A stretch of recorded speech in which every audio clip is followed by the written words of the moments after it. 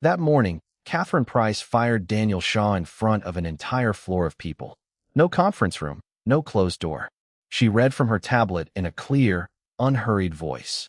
No advancement in 12 years. No leadership visibility. No alignment with the culture Crosspoint was building. She held out her hand, palm up, and he unclipped his badge and placed it there without touching her fingers. She said something about finding somewhere better suited to his pace. He looked at her for 4 full seconds. Then he said, quietly, "You didn't read a single thing I sent you." Nobody on the floor understood what that meant. Neither did she. He gathered a cardboard box, walked to the elevator, and the doors closed on 12 years. 10 minutes later, Catherine walked past his empty desk. A small black metal card sat on the surface where his keyboard had been. She picked it up. It was heavier than it looked, and her hands began to shake.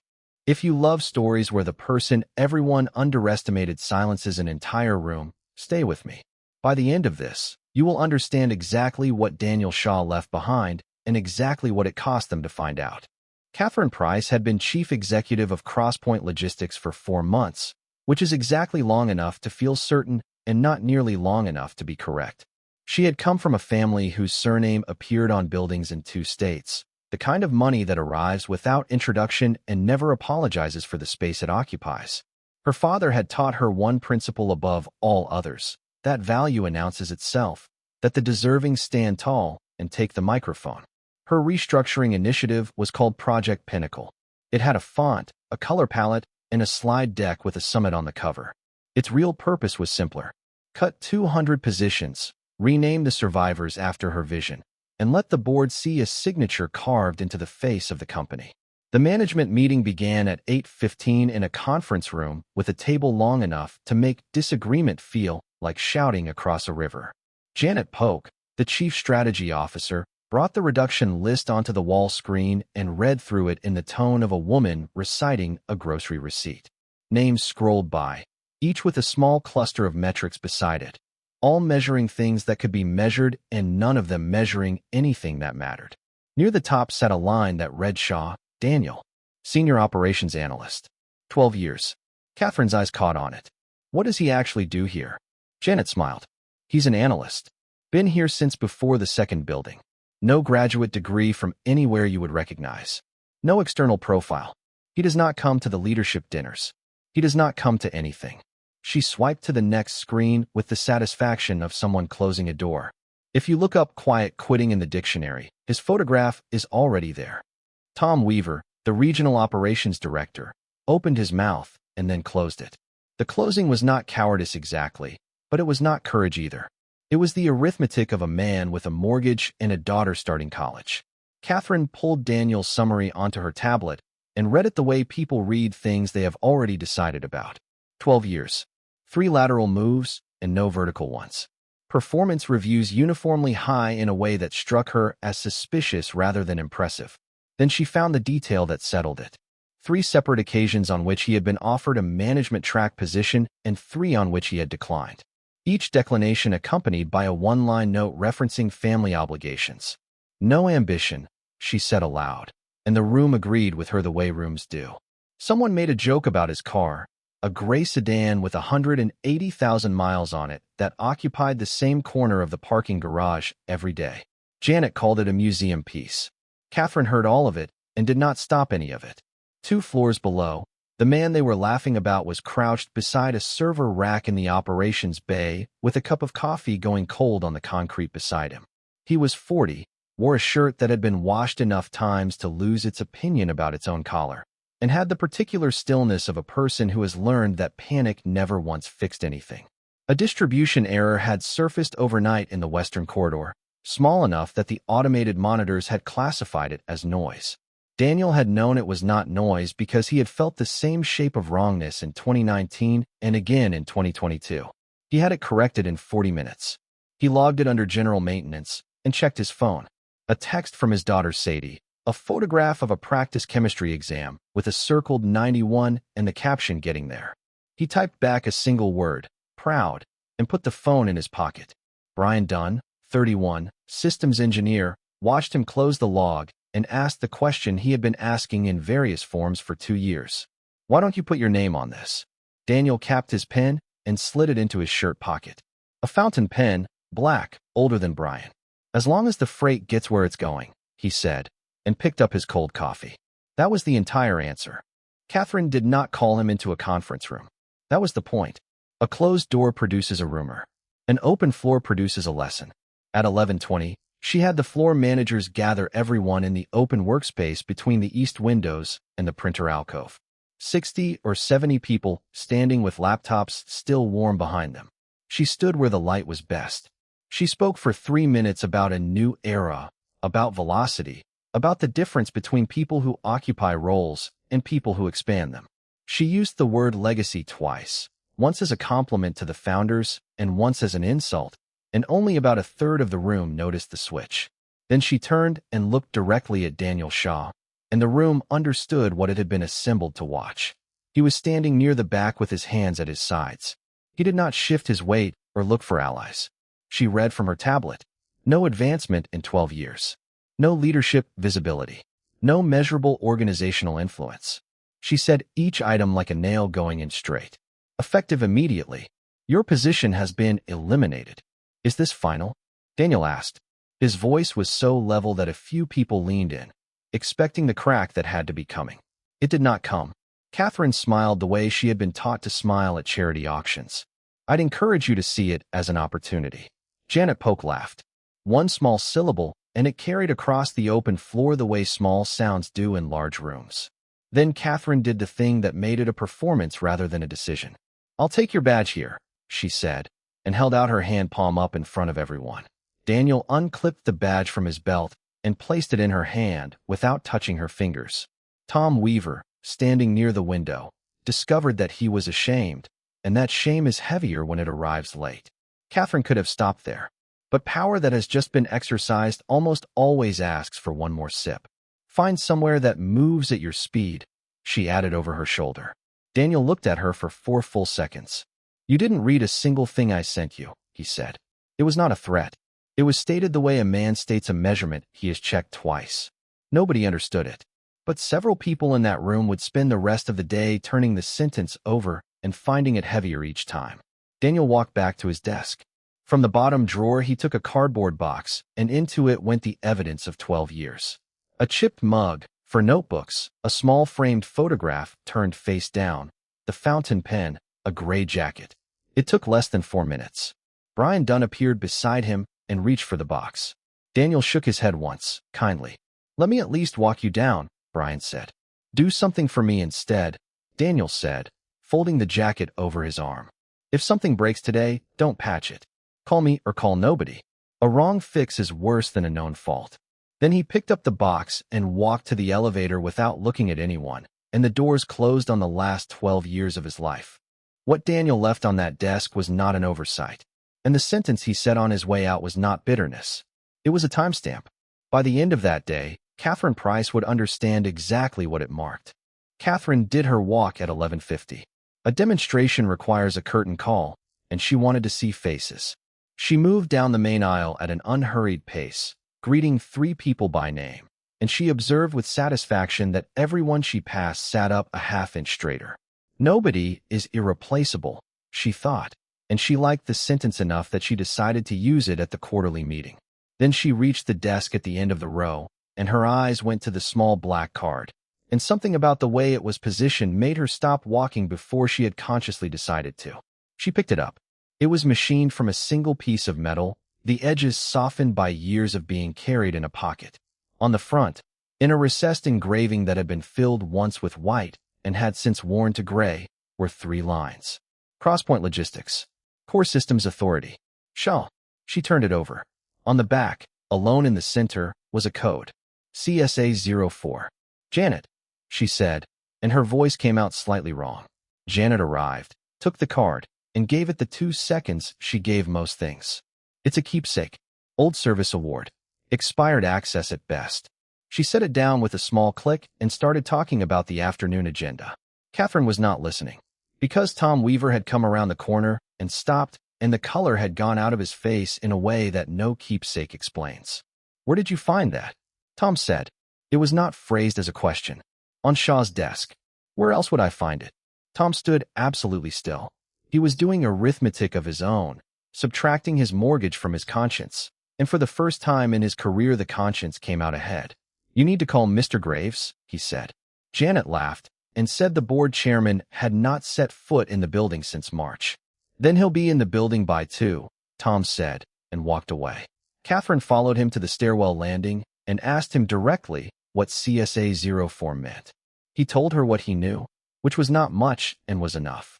Years ago, before the second building, before the current org chart existed in any recognizable form, there had been a small group of engineers granted authority directly by the founder rather than through the management structure, called something with the word core in it, removed from the published org chart sometime in the middle of the last decade. General assumption was the whole arrangement had been dissolved. Catherine went back to the executive corridor and held the card up to the scanner beside the restricted access door. The scanner chimed. The small screen went white, then displayed in the plain typeface of a system built long before anyone worried about typefaces. Legacy authority recognized. A second line appeared. Daniel Shaw. A third line followed, and this was the one that made her fingers go cold. Separation event rendered. The doors did not open. Somewhere in a facility 10 miles away, in a rack that had been quietly migrated across 4 hardware generations without ever being switched off, a process that had been waiting 12 years began to run. Brian Dunn saw it before anyone else because he was already looking. He had gone back to his station after the elevator doors closed and had opened the coordination dashboard for no reason he could name. The way a person checks on a sleeping child. At 12:45, the Western Corridor threw a synchronization warning. At 12:47, the Southern Hub threw 2. By 12:52, there were 19 active warnings across 3 major distribution centers, and the count was not climbing in a straight line. It was climbing the way water climbs a wall it has found a crack in. Catherine came down to the operations floor at 1:15, which was unusual enough that people noticed. She told the infrastructure team to resolve it immediately. Sarah Lynn, the director of infrastructure, a competent and honest woman who had been with the company 3 years, told her the truth. "We can't fix what we can't read," Sarah said. "There's a coordination layer underneath the platform stack that isn't in our documentation. It's not in the architecture diagrams. It's answering requests, and I can't find the source repository, and half the calls it's making are to protocols I've only ever seen in a textbook." "Then find whoever maintains it," Catherine said. The room went quiet in a specific way. Not the quiet of people who do not know the answer. The quiet of people who know it and do not want to be the one who says it. A young engineer near the back said the sentence that would appear verbatim in the board's incident report 6 days later. Shaw usually handles this part. Catherine's jaw set. "Then pull his documentation. Every runbook, every note, every file. He worked here 12 years. There must be hundreds of pages." There were 4. That was the number Sarah came back with at 1:40. 4 pages of general guidance dated 7 years apart, both beginning with the same sentence. This system cannot be documented in the ordinary sense. And here's why. Catherine read that sentence twice and felt the floor shift slightly under a morning she had thought was finished. Brian found the name at 2 o'clock, buried in a note header in a configuration file that had been copied forward across 4 migrations without anyone reading it. The layer was called Keystone. He said the word out loud on the bridge line, and Sarah Lynn made a small sound like someone recognizing a face they had only ever seen in a photograph. Keystone sat between the 4 major platforms Crosspoint had acquired, merged, or built over 15 years. Every one of those platforms had been assured at various times and by various vendors that it spoke directly to the others. None of them did. All of them spoke to Keystone, and Keystone translated, and had been translating without a single day of downtime since the year Daniel Shaw turned 28. Catherine's first instinct was the instinct of every executive who has ever been handed an old thing. Then we shut it down and route around it. We've spent $350 million on the new platform. Use the new platform. Brian Dunn, who had never once in his life contradicted an executive, heard himself say, "We can't turn Keystone off."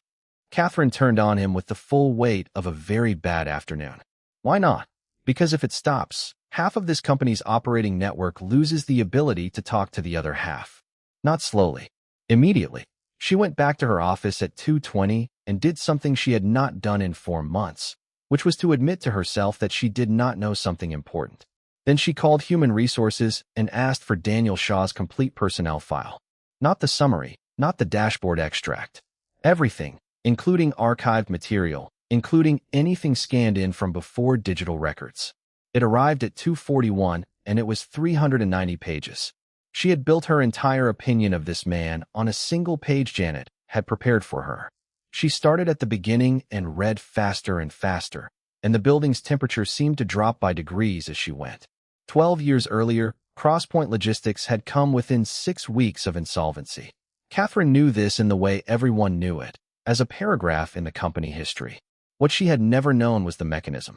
The company had acquired a competitor twice its size, and had discovered 3 months after closing that the two operating systems could not exchange data in any reliable form. Orders vanished. Fleet sat idle.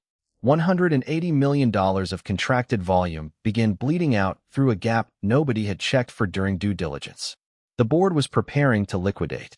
Instead, Harold Graves had done something that no modern governance manual would permit.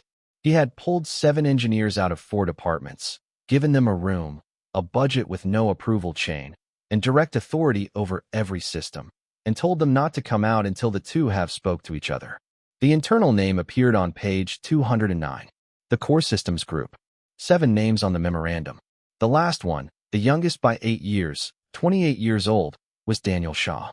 They built Keystone in 6 months. The after-action report listed the recovered contract volume, and the number had 3 commas in it. On the last page, in a handwritten note signed by Harold Graves, was a single sentence. Daniel Shaw understands this system better than any other person at this company, and I intend for that to remain true. The file listed what had become of the other 6. 2 retired. 3 left the industry. 1, a woman named Laura Pinnell who had led the group, had died 3 years ago. Of the 7 people who built the thing holding the company together, exactly 1 still worked at Crosspoint Logistics. She had handed him a box and taken his badge in front of 60 people. She had handed him a box and taken his badge in front of 60 people. And she still had not reached the part of the file that would hurt in a different way. Because it was not about the company. On page 280, a memorandum from Harold Graves offering Daniel Shaw the position of Vice President of Systems Architecture. Dated 10 years ago. Beneath it, a 1-paragraph reply declining, thanking him, explaining without self-pity that his wife was ill and the role's travel requirements were incompatible with what his family needed. Then 7 years ago, another offer, another decline. Then 5 years ago, another. Each refusal noted by an administrator in the same bureaucratic phrasing, and each one had rolled forward into the summary page as a bare data point. Declined advancement 3 times. No ambition. The sentence Catherine had read aloud that morning. The sentence that had given Janet permission to laugh, and a junior manager permission to mock his car, and Catherine permission to hold out her hand for a badge, as though she were collecting a library book from a stranger. 3 offers to lead. 3 refusals to leave his family. Compressed into 2 words by someone who had never opened the file past the first page. Then she found what he had meant on the floor that morning. The things he sent her. 3 formal risk assessments submitted over 3 weeks, each flagging the accelerated platform rollout she had approved, each explaining in precise technical language that the change to synchronization timestamps would destabilize Keystone's clock reconciliation. 2 had gone through the change board. 1 had gone directly to Catherine. She remembered it now with awful clarity. A message from a name she did not recognize. For paragraphs long, technical in the first line, arriving on a Thursday when she had 51 unread items and a call in 6 minutes. She had read 1.5 sentences. She had forwarded it to Janet Polk, and in the forward she had written 2 words. Handle him. Janet had handled him. The change board records would later show that Daniel's objections had been reclassified twice as general feedback, and on the second occasion annotated with the phrase resistance to modernization. You did not read a single thing I sent you. Now the sentence landed. Not bitterness. Precision. He had told her exactly what would break and exactly when, and she had delegated his silencing to a person who was extremely good at silencing. Janet knocked and came in without waiting, holding her tablet, wearing the expression of someone who has decided the best defense is momentum. She started talking about a communications plan, about framing the outage as a legacy infrastructure event. Catherine did not respond. Janet reached for reassurance. Look, At the end of the day, he was still just an employee. Tom Weaver was standing in the doorway. He had been there for perhaps 10 seconds.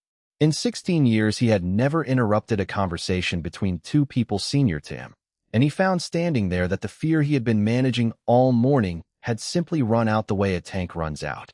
"No," Tom said. Both women looked at him. "He wasn't just an employee. We decided to treat him like one because it was cheaper than finding out what he was. I've known since 10 o'clock this morning, and I said nothing, so I'm not standing here clean. But don't say that sentence again in front of me." He left. Janet laughed, and this time nobody joined her. And she heard how it sounded. Harold Graves arrived at 3:15. Nobody had called him. He came up in the executive elevator wearing a coat too heavy for the season, 69 years old, walking with the slight stiffness of a man who had rebuilt a knee twice, and he did not stop at reception. The board-level governance system had generated an automatic notification at 11:53, 7 minutes after the scanner registered a separation event on a core systems authority credential. Configured 12 years ago, it had never once fired. "Did you ask me first?" he said. Catherine told him that personnel decisions were within the chief executive's authority and that she had not understood board consultation to be required for an individual contributor. "Normally," Harold said. "That's true." He reached into his coat pocket and took out the black metal card, which meant Tom Weaver had given it to him in the lobby, which meant Tom had made his choice. He set it down on the table with a small, precise click. Core Systems Authority was not a job title, he said. It had never appeared on any org chart because it was not a position. It was a set of technical rights permanently conferred on 7 individuals who had kept this company alive.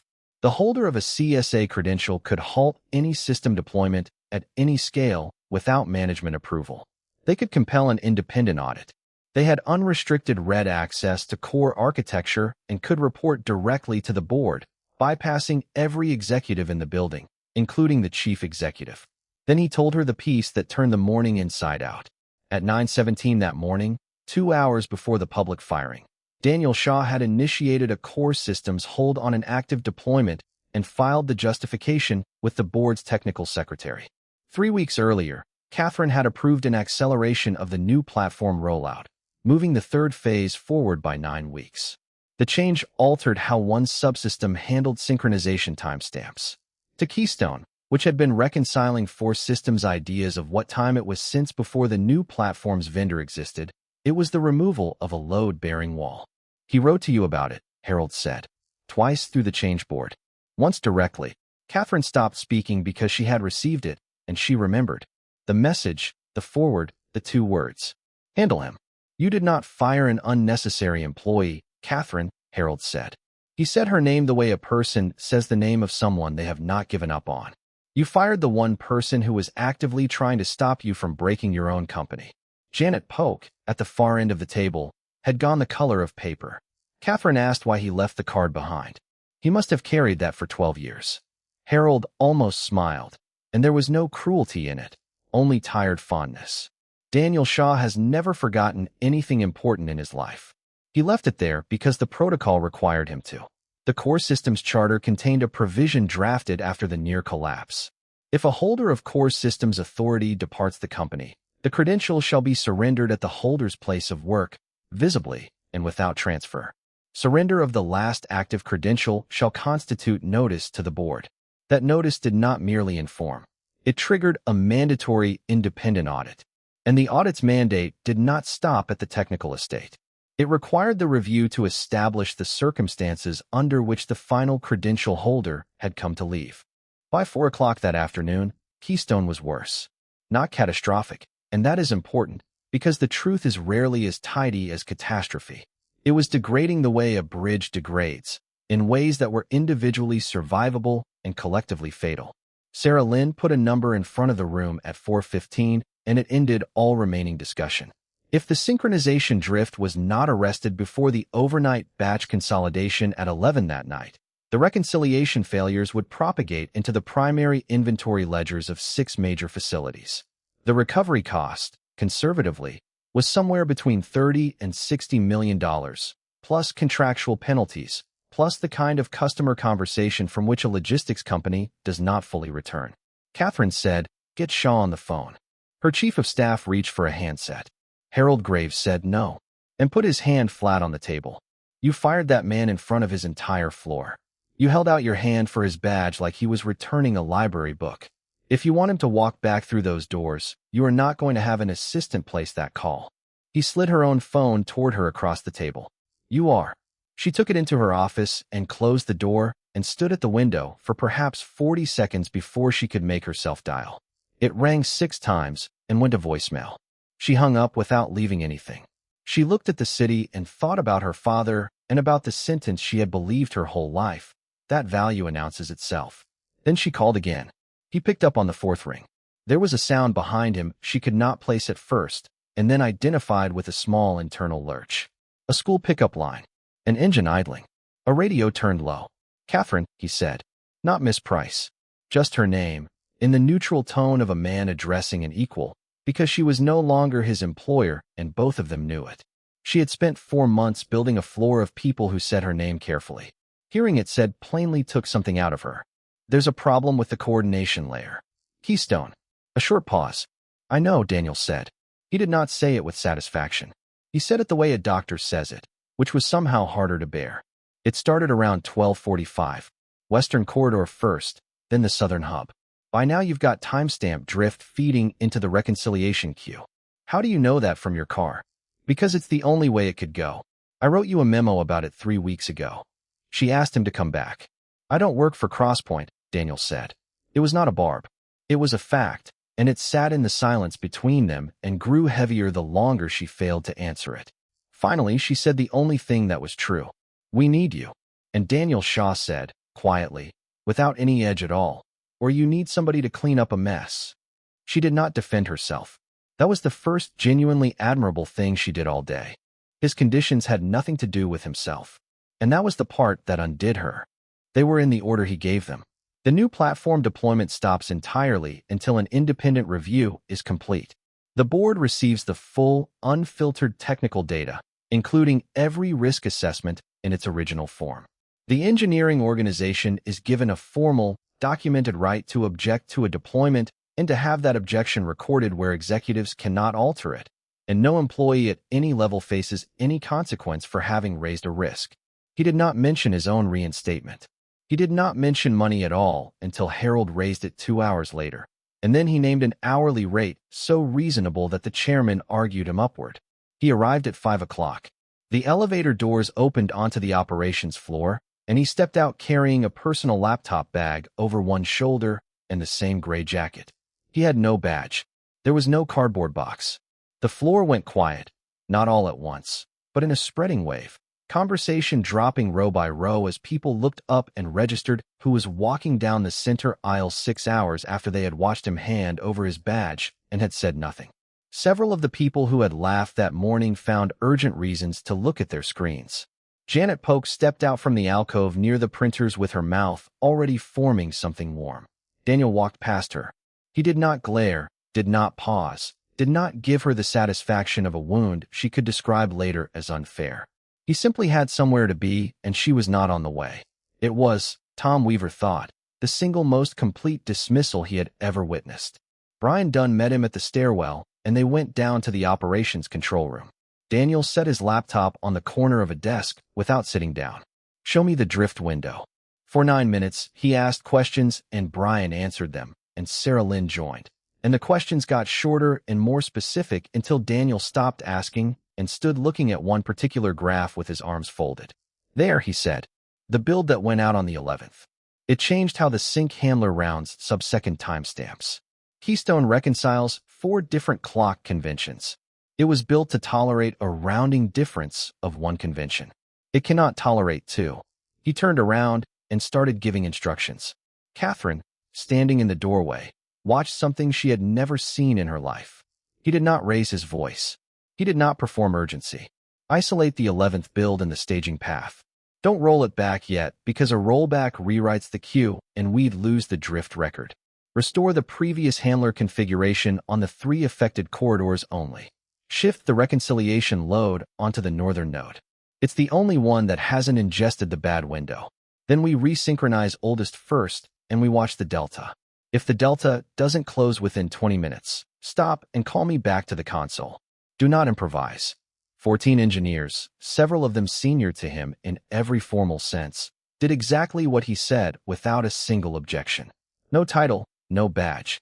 Nothing but the fact that he knew precisely what he was doing and everyone could feel it. It took 5 hours and 40 minutes. At 10:30 that night, the reconciliation delta closed to 0 and stayed there through 2 consecutive verification cycles. 30 minutes before the overnight consolidation would have carried the corruption into the primary ledgers. Daniel closed his laptop, thanked the team by name, all 14 of them without notes, and went home. Because his daughter Sadie had a chemistry test in the morning and he had promised to quiz her. The board convened at 9 the following morning and did not adjourn until after 2. The audit's preliminary findings were read aloud, and they were worse in aggregate than any single item had been alone. Technical warnings had been systematically excluded from board-facing reporting on 11 separate occasions over 4 months. Risk characterizations had been edited between the assessment stage and the summary stage in at least 6 documents. And a culture had been established, quickly and effectively, in which raising a concern was understood by the people raising it to be a career-limiting act. Janet Polk was separated from the company before noon. She left with a settlement and a non-disclosure agreement and a genuine conviction that she had been made to carry weight that belonged to someone else, which was partly true and entirely beside the point. Catherine Price was not fired. Harold Graves put a choice in front of her with 3 directors present and put it plainly.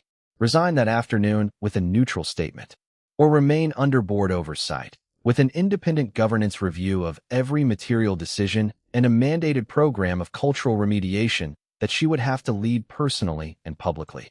She chose to stay, not because she had transformed overnight into a better woman. People do not work that way, and I distrust any story that says they do. She stayed because she had spent one entire day discovering that she had been wrong in a way that no amount of family money or personal certainty could argue with, and because leaving would have meant carrying that discovery somewhere else and never having to look at it. Staying meant looking at it every morning. It was by a considerable margin the harder option, and it was the first genuinely humble decision of her adult life. That afternoon, Harold offered Daniel a newly created role, Chief Systems Integrity Officer, reporting to the board rather than to the chief executive. A compensation package that would have made him the 3rd highest paid individual in the company. Authority over every deployment. A seat at the table he had never been invited to. Daniel turned it down. Harold was not surprised and did not pretend to be. Daniel agreed instead to continue as an independent advisor, 3 days a week, with a flexible schedule and a standing commitment that no meeting would be placed after 4 in the afternoon without his agreement. His reasoning, when Harold asked for it, took 11 words. My daughter's a junior. I've got 2 years left with her. Down in the systems room that same afternoon, Daniel was at a whiteboard with Brian Dunn, sketching the dependency map that would become the first real documentation Keystone had ever had. Brian capped his marker and asked the question he had been holding for a week and a half. Do you ever regret leaving the card? Daniel looked through the glass wall, down the corridor, toward the row of desks where his own had been. He smiled very slightly, the way he had smiled at Brian for 2 years whenever Brian asked why he never put his name on anything. No, he said. Brian waited, and when nothing followed, pushed once. Why not? Daniel set his marker in the tray and said the sentence that the whole day had been walking toward. Because sometimes people only find out what something was worth after it stops belonging to them. Out in the corridor, Catherine Price had stopped walking. She had come down to ask him a question about the review schedule and had arrived in time to hear exactly that and nothing else. She stood with her hand not quite touching the glass. A woman who had once fired a man in front of 60 people to prove that she could. And she did not go in. She looked for a moment at the back of his head and at the whiteboard and at the young engineer he was teaching for free what nobody had ever paid him extra to know. Then she turned around quietly and walked back the way she had come.